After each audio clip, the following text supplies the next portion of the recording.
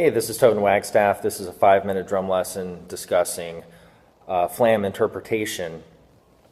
So a flam is essentially two notes that you play very close together. And if you have a musical background, you might be familiar with grace notes. Grace notes are the little notes that happen before the big notes. So when you play a flam for drums, one hand is generally high, the other hand is lower. They don't hit at the same time.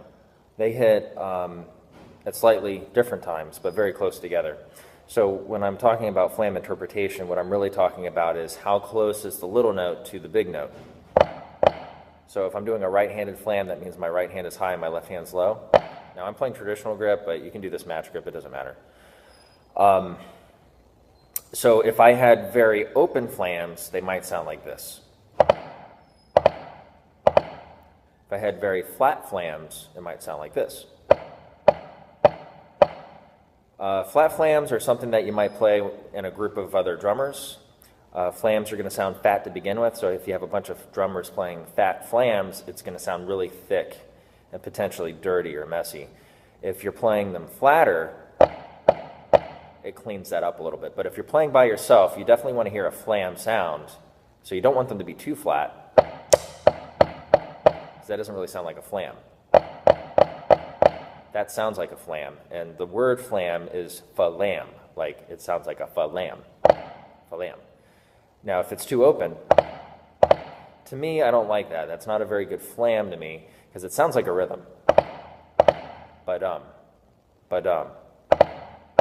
So I'm not a big fan of that. I'm more of a fan of somewhere between flat and somewhere being open, where you're getting a true fa-lam kind of sound, but it is really close together. It's a grace note and a big note, or an anchor note, sometimes I call it that. So if I played something with flat flams in a context, it might sound like this.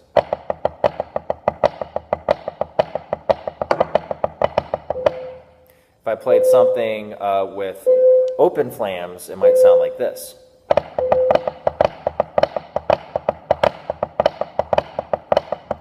If I played somewhere in between,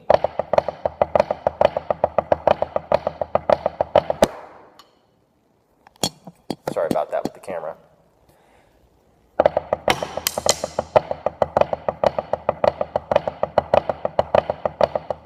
So in my opinion, I think flams that sound between open and flat is really the way to go. They sound like true flams, and even though I'm just playing this on a pad, this is how I approach it on any percussion instrument that I'm playing on. That's just my opinion, but now you know that there's different ways to interpret flams, and of course if you can play them open and if you can play them flat, there's a whole range of in between that you can cover, and that's all sort of personal preference. But between being open, between being flat, I think is where you want to be, and that's my little discussion here for flam interpretation. And whether you play flams in marching percussion or concert percussion or drum set, the way you play them will be different. In marching percussion, they're generally flat because you're playing with a bunch of other people.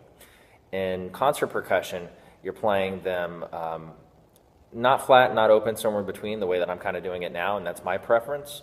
If you're playing drum sets, sometimes you might play a big fat flam, meaning that it's kind of open on snare drum for hits and things like that. So that's not a bad thing. It's just all sort of a preference deal. So visit me at my website, tobinwagstaff.com, or facebook.com/tobinwagstaffmusic, or subscribe to my YouTube channel at youtube.com/tobinwagstaffmusic.